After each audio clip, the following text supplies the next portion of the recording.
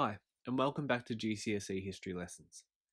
In this lesson, we will examine the establishment of Soviet satellite states in Eastern Europe after World War II. By the end of this lesson, you should be able to explain the reasons and impacts of the USSR establishing satellite states in Eastern Europe.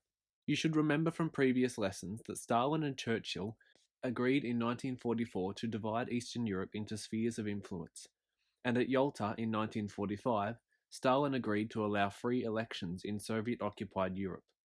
This caused confusion and tension when Stalin began to install a communist-friendly government in Poland later in 1945.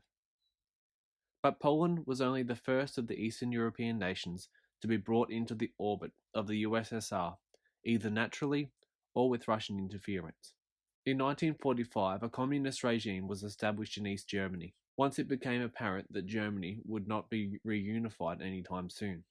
In the same year, in Albania, a communist government took power at the end of World War II, and a coalition government in Romania eventually led to a full communist government and the abolition of the monarchy.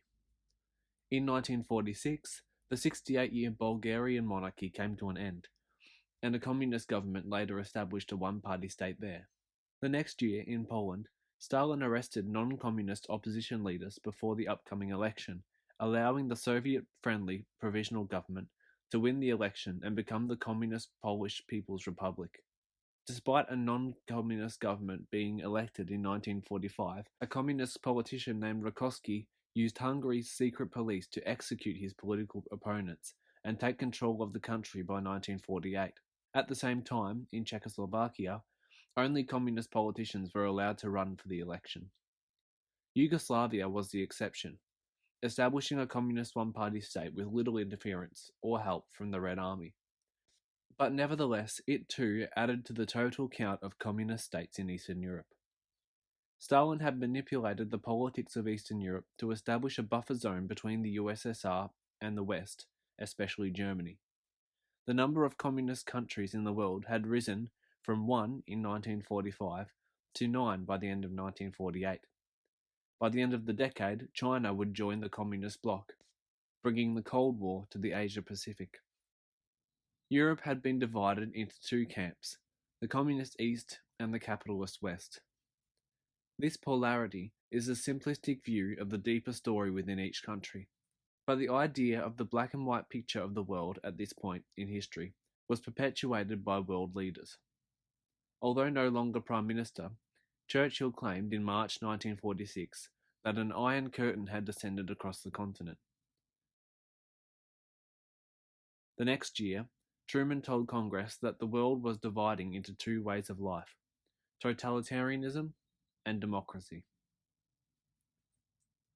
So, to summarise what we've learned today, communist governments took power in East Germany, Albania, Romania, Bulgaria, Poland, Hungary, Yugoslavia, and Czechoslovakia between 1945 and 1948, with varying degrees of help from the USSR and its Red Army. The way in which communists took power in each country differed, but most were sympathetic to Moscow. Many people in Eastern Europe also believed in communism and were happy to see the communists in power. By the end of 1948, Stalin had helped create a buffer zone between the USSR and the rest of Western Europe.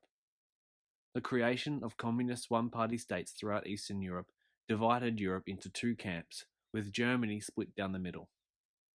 Next lesson, we will take a look at the USA's response to the USSR's influence in Europe, the Marshall Plan and the Truman Doctrine. Thanks for watching. Feel free to like and subscribe, and I'll see you next time on GCSE History Lessons.